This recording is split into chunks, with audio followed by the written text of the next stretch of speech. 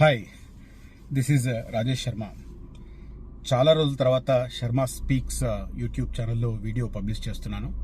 అయితే ఒక సంచలనమైన ఆందోళనకరమైన సమాచారంతో నేను ఈ వీడియో చేస్తున్నాను. మనందరం మొన్న మధ్యనే ఉగాది జరుపుకున్నాం. ఉగాది రోజు ఎక్కడెక్కడ జరిగిన పంచాంగ శ్రవణాలలో అందరూ కూడా ఈ ఇయర్ ఎలా ఉండబోతుంది అని ప్రిడిక్షన్స్ ఇచ్చారు. అదంతా ఒక జ్యోతిష శాస్త్రం ప్రకారం ఒక దానికి సంబంధించి పంచాంగ శ్రవణాలు అవి జరిగాయి. కొంతమంది బాగుందన్నారు, కొంతమంది బాగాలేదన్నారు. ఏ పార్టీ దగ్గర పంచాంగ శ్రవణం చేస్తే ఆ పండితుడు ఆ పార్టీకి అనుకూలంగా పంచాంగ శ్రవణం చేసే ప్రయత్నం చేశారు, అంచనాలు చెప్పే ప్రయత్నం చేశారు, ప్రిడిక్షన్స్ ఇచ్చే ప్రయత్నం చేశారు. సరే, అదంతా ఒకెత్తు. బట్ నేను చెబుతున్నది ఈ వీడియోలో ఒక ఆందోళన కలిగించే సమాచారం. 2026 ఎలా ఉండబోతుంది అనేది ఆల్మోస్ట్ ఇప్పుడు మనకు 4 నెలలు నడుస్తుంది. కానీ ఈ సంవత్సరం అత్యంత కీలకమైన ఎండాకాలం కావచ్చు, వేసవికాలం కావచ్చు, లేదా వర్షాకాలం కావచ్చు, ఆ తర్వాత చలికాలం కావచ్చు. కోర్స్ చలికాలం అనేది లాస్ట్ నవంబర్ డిసెంబరే, కానీ లాస్ట్ ఇయర్తో చూస్తే మనం నవంబర్ దాకా వర్షాలు పడ్డాయి మనకు. సో అంతా ఒక అసాధారణమైన వాతావరణ పరిస్థితులు నెలకొనడం గత కొన్నేళ్లుగా చూస్తున్నాం. బట్ ఈసారి చాలా చాలా చాలా ఆందోళనకరమైన వాతావరణ పరిస్థితులు మనకు ఈ 2026 మే నుంచి నవంబర్ డిసెంబర్ దాకా కొనసాగే అవకాశాలు ఉన్నాయని తాజాగా శాస్త్రవేత్తలు అనౌన్స్ చేశారు. ఇది చాలా నిజంగా ఆందోళన కలిగించే అంశమే చెప్పాలి. ఎందుకంటే మనం గత కొన్నేళ్లుగా చూస్తున్నాం. ఇంకా చెప్పాలంటే నా ఏజ్ గ్రూప్ వాళ్ళైనా, నా తర్వాత తరం వాళ్ళైనా కూడా మనం చదువుకున్నది ఏంటంటే ఈ 3 కాలాలు, వర్షాకాలం, వేసవికాలం, అదే రకంగా చలికాలం ఏ నెల నుంచి ఏ నెల వరకు ఉంటాయని చెప్పి మనం అప్పట్లో చదువుకునేవాళ్ళం. కానీ ఇప్పుడు అవన్నీ మారిపోయాయి పరిస్థితి. ఇప్పుడు జూన్లో వర్షాకాలం స్టార్ట్ అవ్వాలి, కానీ జూలై దాకా వర్షాలు పడడం లేదు.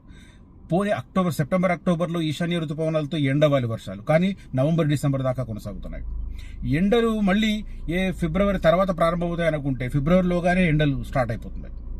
ఈసారి విచిత్రమైన పరిస్థితి. మనకు ఫిబ్రవరిలో మార్నింగ్ అవర్స్ విపరీతంగా పొగమంచు. నేనైతే నాకు తెలిసి ఊహ తెలిసినప్పటి నుంచి ఎప్పుడు చూడలే. ఉదయం 9-10 దాకా పొగమంచు ఉండడం, ఆ తర్వాత ఎండలు దంచి కొట్టి మళ్ళీ 4-5 తర్వాత మళ్ళీ అదే రకమైన అట్లాంటి పరిస్థితి ఉండడం. ఇట్లా అబ్నార్మల్ వాతావరణ పరిస్థితులు మనం చూస్తూ వస్తున్నాం. ఈ నేపథ్యంలోనే చాలా చాలా ఆందోళన కలిగించే సమాచారాన్ని శాస్త్రవేత్తలు వెల్లడించారు. ఆ సమాచారం ఏంటనేది నేను ఈ వీడియోలో వివరించే ప్రయత్నం చేస్తాను. మనందరికీ తెలుసు, ఈ మధ్యకాలంలో గత 10-12 ఏళ్లుగా మనం ఎల్నినో గురించి వింటూ ఉన్నాం. ఎల్నినో అనేది ఒక అసాధారణమైన వాతావరణ పరిస్థితులకు కారణమవుతుంది. అంటే అతి వర్షాలు కురవడం లేదా అతి తీవ్ర స్థాయిలో ఎండలు రావడం. అలాంటి ఎల్నినో వస్తుందంటేనే భయపడే పరిస్థితి ఉంటే ఇప్పుడు ఈ సంవత్సరం రాబోతున్న ఎల్నినో అబ్నార్మల్గా ఉండబోతుంది. రియల్లీ అబ్నార్మల్గా ఉండబోతుంది. దీనికి శాస్త్రవేత్తలు సూపర్ ఎల్నినో అని పేరు పెట్టారు. ఒకవైపు కొన్ని ఏరియాలలో, ఒకే దేశంలో, ఫర్ ఎగ్జాంపుల్ ఇండియానే తీసుకుంటే కొన్ని ఏరియాలలో అసాధారణమైన వర్షాలు పడే అవకాశం ఉంది. కొన్ని చోట్ల తీవ్ర స్థాయిలో కరువు పరిస్థితులు నెలకొనే అవకాశం ఉంది. అంటే అట్లా ఒక్కొక్క దానికి మరి ఎందుకు ఇలాంటి పరిస్థితి నెలకొంటుంది, దానికి సంబంధించి కూడా కీలకమైన ఒక అంశాలను కూడా బయటపెట్టారు శాస్త్రవేత్తలు. ముంచుకొస్తున్న సూపర్ ఎల్నినో మనకు కరువు రావచ్చు. భూమిపై అత్యంత శక్తివంతమైన ఎల్నినో ఈ ఏడాదిలో ఏర్పడవచ్చని శాస్త్రవేత్తలు హెచ్చరిస్తున్నారు. దీనిని సూపర్ ఎల్నినోగా వారు అభివర్ణిస్తున్నారు. ఇది జూన్ నుంచి ప్రారంభం కావచ్చని, దీనికి సంబంధించిన లక్షణాలు మే నెలలోనే ప్రారంభం సూత్రప్రాయంగా వస్తాయని చెప్తున్నారు. దీనివల్ల ఏం జరుగుతాయంటే ఉష్ణోగ్రతలు భారీగా పెరుగుతాయి. ఇదొకటి. రెండవది, చాలా ప్రాంతాల్లో ఋతుపవనాలు కూడా అసాధారణంగా ఉంటాయి.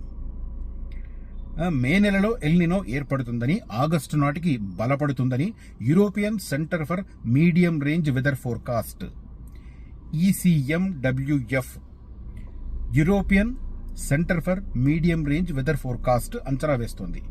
ఆగస్టులో సూపర్ ఎల్నినో తీవ్రమైన ప్రభావం చూసే అవకాశం ఉంది. దాదాపు 22% ఎఫెక్ట్ ఉంటుందంట. స్ట్రాంగ్ ఎల్నినో ఏర్పడడానికి 80%, స్ట్రాంగ్ ఎల్నినో సూపర్ ఎల్నినో ఏర్పడడానికి 80% అవకాశాలున్నాయి. సాధారణ స్థాయిలో ఒక మోస్తరు ఎల్నినో ఏర్పడేందుకు 98% అవకాశాలున్నాయట. అంటే ఎల్నినో ఏర్పడడం అనేది ఆల్మోస్ట్ ఖాయం. కానీ అసాధారణంగా ఉండడానికి అవకాశాలు 80% ఉన్నాయంట. అది ఏంటి సూపర్ ఎల్నినో ఏంటి చెప్పే ముందు మళ్ళీ ఒకసారి ఈ పాయింట్స్ చెప్తాను.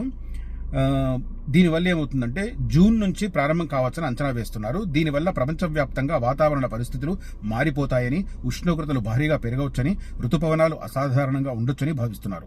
మే నెలలో ఎల్ నినో ఏర్పడుతుందని, ఆగస్టు నాటికి బలపడుతుందని European centre for medium range weather forecast అంచనా వేసింది.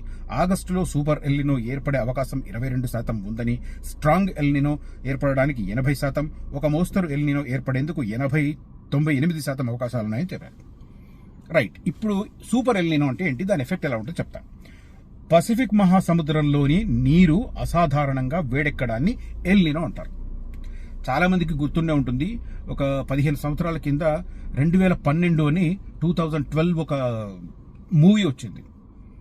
ఆ మూవీలో కూడా ఫస్ట్ ఇండికేషన్ ఇండియా నుంచి వస్తుంది. ఇండియాలో ఉన్న ఒక సైంటిస్ట్ నుంచి వస్తుంది. అంటే అమెరికా నుంచి ఒక సైంటిస్ట్ ఇండియాకి రావడం, అతని మిత్రుడిని కలవడం, అతని మిత్రుడు ఇక్కడ జరుగుతున్న పరిశోధనలను, భూగర్భంలో జరుగుతున్న పరిశోధనలు ఆయన చూపిస్తాడు. అసాధారణంగా వేడెక్కుతుంది సముద్ర గర్భంలో ఉన్న జలం అని చెప్పి ఆయన చూపిస్తారు.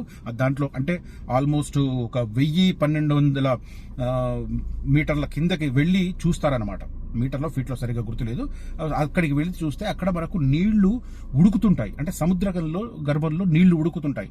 ఆ సంకేతాలను ఆయన గమనించి అతి తొందరలో ప్రపంచం ఇలాంటి ఒక తీవ్రమైన పరిస్థితులకు గురి కాబోతుందని ఆయన వార్నింగ్ ఇస్తాడు.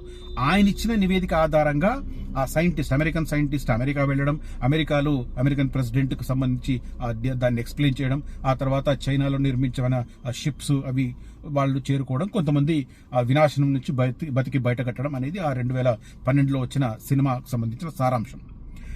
అప్పుడు వాళ్ళు గమనించిన ఫస్ట్ ఏంటంటే ఆ సముద్ర గర్భంలో ఉన్న నీరు ఉడుకుతూ ఉండడం.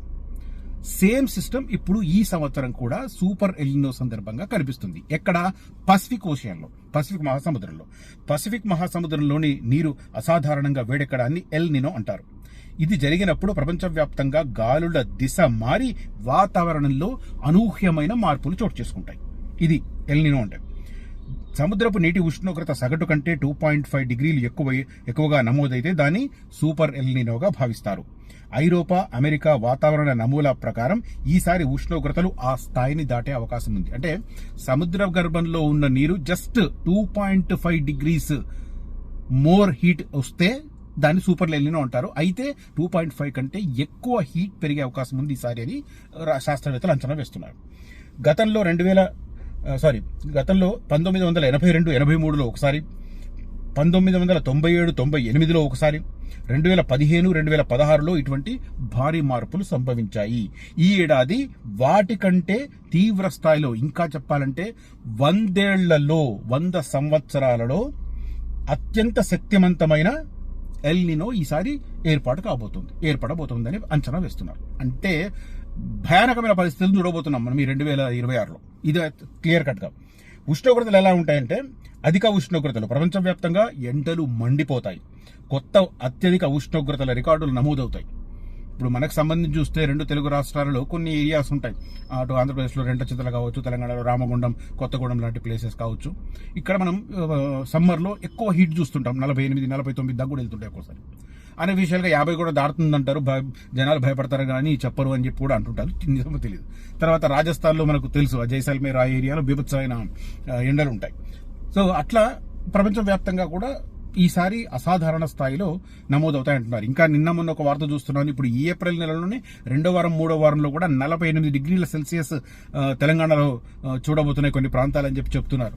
ఏం మాడిపోతామేమో.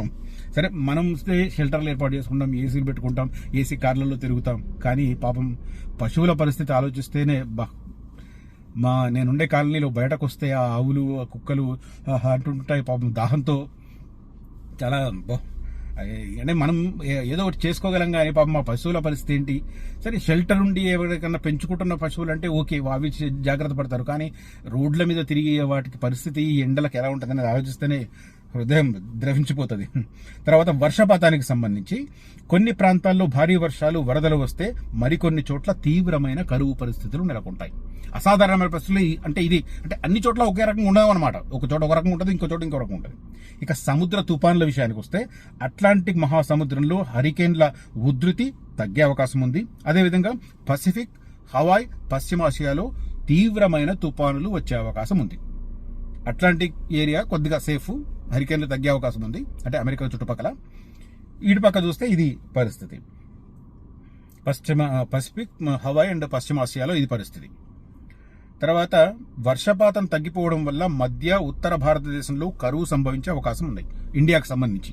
అంటే దక్షిణ భారతం కొంత సేఫ్ లాగా కనిపిస్తుంది, ఉత్తర భారతానికి సంబంధించి అంటే మధ్య భారతం, అదే రకంగా ఉత్తర భారతంలో వర్షపాతం గణనీయంగా తగ్గే అవకాశం ఉంది, కాబట్టి కరువు తాండవించే అవకాశం కనిపిస్తుంది అంటారు. ఇక ఇంకొన్ని దేశాలకు సంబంధించి మధ్య ఆఫ్రికా, మిడిల్ ఆఫ్రికా, తర్వాత ఆస్ట్రేలియా, ఇండోనేషియా, ఫిలిప్పీన్స్తో పాటు దక్షిణ పసిఫిక్, మధ్య అమెరికా, ఉత్తర బ్రెజిల్ వంటి ప్రాంతాలలో కూడా తీవ్రమైన కరువు పరిస్థితులు నెలకొనే అవకాశం ఉంది. వాతావరణ నమూనాలు అన్నీ ఒకే దిశగా సంకేతాలు ఇస్తున్నాయి, కాబట్టి మనం ముందస్తుగా అప్రమత్తం కావడం అవసరం అని ఈ సంస్థ ఏదైతే ఉందో దానికి సంబంధించిన హెచ్చరిక జారీ చేసింది. ప్రభుత్వాలు కూడా దానికి అనుగుణంగా ప్రిపేర్ కావాలని. సో ఇది ఒక వార్నింగ్, ఒక ఇండికేషన్ క్లియర్ గా కనిపిస్తుంది. 2026 మే నుంచి నవంబర్, డిసెంబర్ దాకా మనం తీవ్రమైన అసాధారణమైన పరిస్థితులను చూడబోతున్నాం. సూపర్ ఎల్నినో పరిస్థితులను మనం ఫేస్ చేయబోతున్నాం. కాబట్టి ఎవరికి వారు తగిన జాగ్రత్తల్లో ఉండడం మంచిది.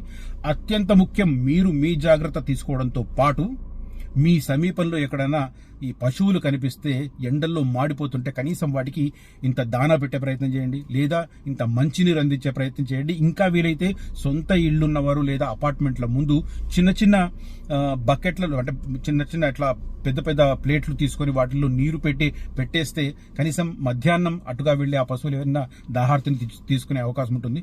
కాబట్టి ఆ దిశగా కూడా ఆలోచించమని జస్ట్ అడ్వైస్. ఈ కంటెంట్, ఈ ఇన్ఫర్మేషన్ నచ్చితే ఈ వీడియోను లైక్ చేయండి, షేర్ చేయండి. జై హింద్.